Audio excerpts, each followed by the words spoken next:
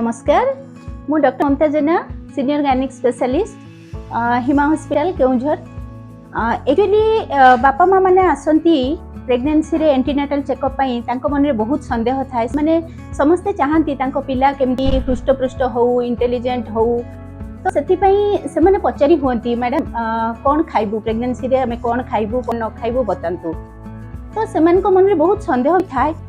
सेथिपाई मु भाबिली आज it nutrition in pregnancy माने कौन खाइबा दरकार कौन न खाइबा उचित से विषय रे किछि इन्फॉर्मेशन दबा पाई। तो एक्चुअली प्रथम 3 मास ताको फर्स्ट ट्राइमेस्टर कहंती, सेथिरे माँ रो बहुत बांती हेइ थाय हार्मोनल इफेक्ट रु, किंतु सेही टाइम रे गोटे फिटस भी बहुत रैपिडली ग्रोथ करे। लाइक गोटे 6 मंथ्स बेल को जदी गोटे ग्रेन माने गोटे मंजी भलिया थाए 8 वीक्स बेल को गोटे अंगूर दाना भलिया हे जाई थाए। आ एटा जो देखुचंती प्लासेंटा, ए प्लासेंटा थ्रो रे मारो माठू तुआ को ब्लड माने ब्लड थ्रो रे खाद्य जाई थाए। तो सेति के बेले जो रैपिड ग्रोथ टाइम रे जदी माँ किछि माने जोटा खाइबा उचित से सब न खाउची ताहले तारो छुआर डेवलपमेंट हमरे हे थाए। ए 6 वीक्स रो न्यूरल ट्यूब डेवलपमेंट माने ब्रेन स्पाइनल कॉर्ड रो डेवलपमेंट स्टार्ट हो जाई थाए। तेनु सेही टाइम रे माँ फॉलिक एसिड निश्चय खाइबा दरकार। आ फॉलिक इवन प्रेगनेंसी स्टार्ट होबरा 3 मास आगुरो सी फॉलिक एसिड खाइबा उचित। सेति पई मु कहिबी कि प्रेगनेंसी जदि जने प्लान करचंती ताहले प्रेगनेंसी प्लान करिबार 3 मास आगुरो एटलीस्ट आसिकी डॉक्टर को देखा करंतु, कंसल्ट करंतु, सेही अनुसार फॉलिक एसिड खांतु। ताहले बहुत किछि माने कंजेनिटल एनोमाली जोटा हुए हमरो मेनिंगोसिल अम्फालोसिल बहुत अच्छी एनोमाली से गुडा को अवॉइड करि परिबे। एबर्सन बहुत एबर्सन होची due to folic acid deficiency में भी, तो से गुडा को अवॉइड करि परिबा हमें। तो फर्स्ट 3 मास रे कोन हुए बहुत बांती होथिबारु डिहाइड्रेशन होबारो चांस थाए। तो सेति पई आपण बहुत परिमाण रे पानी जिनस माने ग्लूकोज पानी रे मिसे की हैला, ओआरएस हैला किंबा पैडो पानी हैला, ए सब पानी जिनस बहुत पियंतु। तापरे सेकंड ट्राइमेस्टर फर्स्ट 3 मास परे हमरो सेकंड ट्राइमेस्टर 3 मास, तापरे थर्ड ट्राइमेस्टर 3 मास। तो सेही टाइम रे डॉक्टर प्रेस्क्राइब करंती iron, calcium, vitamin D, protein, DHA ए सब प्रेस्क्राइब करंती। तो सेटा तो रेगुलर चेकअप रे आसे डॉक्टर काम डॉक्टर लिखिबे आपण माने खाइबे, किंतु ता सहित जदि आपण प्रॉपर न्यूट्रिशन नउचंती। एक्चुअली न्यूट्रिशन माने बहुत लोकंकर माइंड रे अछि गोटे अधिक खाइबा दरकार, जेहेतु पिलाटा बढ़ुची तेनु 2 गुणा खाइबा दरकार, किंतु सेटा नो 2 गुणा खाइबा दरकार नै, मात्र 300 किलो कैलोरी एक्स्ट्रा खाइबा दरकार। तो सेथि पई जस्ट क्वालिटी नुह, क्वालिटी खाइबा दरकार, क्वांटिटी नुह। तो कौन खाइबे? फर्स्ट आयरन, आयरन टा कौन करे? हिमोग्लोबिन बढ़िबारे हेल्प करे। मार ग्रोथ, मार हिमोग्लोबिन ठीक रहिबा संगरे रक्तहीनता न होबा पई हेल्प करिबा संगरे छुआर डेवलपमेंट रे हेल्प करे। आयरन रिच फूड गुडा जदी माँ खाउची लाइक पाचिला कदली, साग, स्पेशली पालंग साग, आउ गुड़, देन से सब खाद्य खाइले मारो हिमोग्लोबिन ठीक रहे। देन कैल्शियम, कैल्शियम कोथुरु माँ पाइबो? मेनली क्षीर किंबा क्षीर जातीय पदार्थ सेथिरु, आउ माछ ए सबरु जदी नॉन वेज खाउचंती ताहले माछ खाइ परिबे। ए सबरु कैल्शियम पाइबो। कैल्शियम कोन करे? छुआरो बोन ग्रोथ रे हेल्प रे, ता संगरे मारो भी जेमती डिलीवरी परे बहुत माँ कंप्लेन करंती अंटा बथा होची, ए सब कंप्लेन करथांती, तो से गुडा हबनी।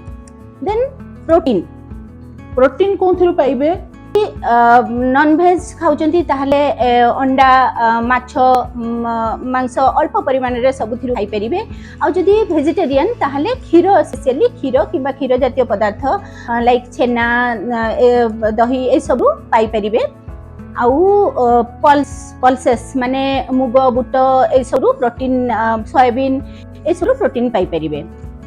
सेटा छुआर मसल ग्रोथ करिबा संगरे माँ को भी फिट रखी थाए माँ बहुत मोटा ही न थाए एक्चुअली फैट जातीय जिनिस बेसी खाइबा उचित नुह लाइक बहुत घरे कहती कि घी खाओ एक्चुअली घी खाइले कौन हम माँ रो बेसी वेट गेन हो माँ रो बेसी वेट गेन हेले हाइपरटेंशन हबार चांस रहिबो ओबेसिटी हो जोटा कि परे पुणी रिगेन करिबारे असुविधा ही थाए देन डीएचए छुआर ब्रेन डेभलपमेंट भल करि थाए छुआ वृद्धि भल होई थाए तो सेटा पाइबे कोठू आपण जदि ड्राई फ्रूट्स गुड़ारे डीएचए बहुत परिमाण रे थाए ता सहित ड्राई फ्रूट्स रे आपण विटामिन्स मिनरल्स एंटीऑक्सीडेंट ये सब भी पाई परिबे विटामिन्स मिनरल्स आपण अलगा कंचा मुग कंचा गजा बुट ए सब रु पाई परिबे फल डिफरेंट टाइप्स ऑफ फल आपण खाई परिबे लाइक सीजनल फ्रूट्स लोकली जो सीजनल फ्रूट्स अवेलेबल होची आपण सेगुडा ही खांतु डेली बेसिस रे खांतु किंतु अधिक खांतुनी गोटे डेली गोटे किंबा दुईटा जे कोनोसी फ्रूट्स खांतु तारे मझरे मझरे आपण पानी पीबे डेली 2 ରୁ 3 लिटर पानी पी परिबे देन फ्रीक्वेंटली खांतु किंतु अल्प अल्प खांतु आउ कहबी कि जमती कि घरे घरे आपण रांधी की खांतु हाइजीनिक फूड खांतु बाहरु किनी की खांतुनी होटल रु खांतुनी कैंड किंबा प्रिजर्वेटिव दे कि जो गुडा खाद्य खाउची से गुडा का खांतुनी सेथिरे से प्रिजर्वेटिव गुडा कार्सिनोजेनिक हेइ थाए तो यही सब कथा को यही सब फैक्ट को मु आखिरे रखी कि अपन मान को पई गोटे जस्ट एम्पिरिकल डाइट चार्ट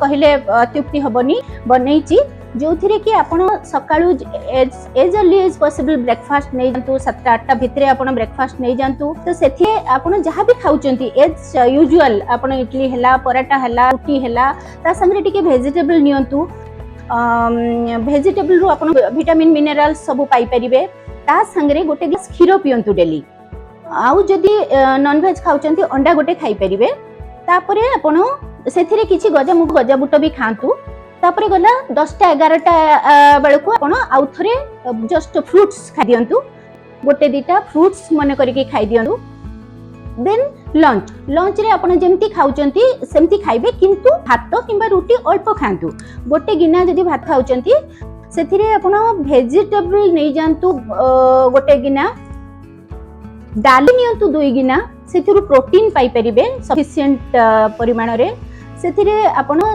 जदि नॉन वेज ताहले अंडा गोटे नियंतु जदि वेजिटेरियन ताहले छेना हला से सब छेना जातीय जिंस खांतु आउ दही गोटे कप गोटे गिना खाइबा को भूलंतु काहे कि दही रे प्रीबायोटिक प्रोबायोटिक थाए जोटा कि आपणकर मींस इंटेस्टाइन खाद्य नळी रो इन्फेक्शन किंबा भाजानल इन्फेक्शन सेगुडी को अवॉइड करिवो देन आफ्टरनून रे आपण ड्राई फ्रूट्स खाई परिबे बेसी नाही सब जिंस आपण खांतु किंतु अल्प अल्प खांतु सब ड्राई फ्रूट मींस काजू हैला आलमंड हैला किशमिश हैला सब थरो 4-4टा खांतु देन राति रे डिनर रे आपण गोटे किंबा 2टा रोटी खांतु आउ सेते क्षीर गोटे ग्लास क्षीर पियंतु निश्चय बाकी वेजिटेबल गोटे गिना खाई परिबे तो यही सब रहिला मोर टिप्स आपण मान को पाई बाकी आउ जदि किछि डाउट्स भी रहुथिबो आपण मते फोन रे कांटेक्ट करि परिबे आपण को हेल्प मिल परिबो।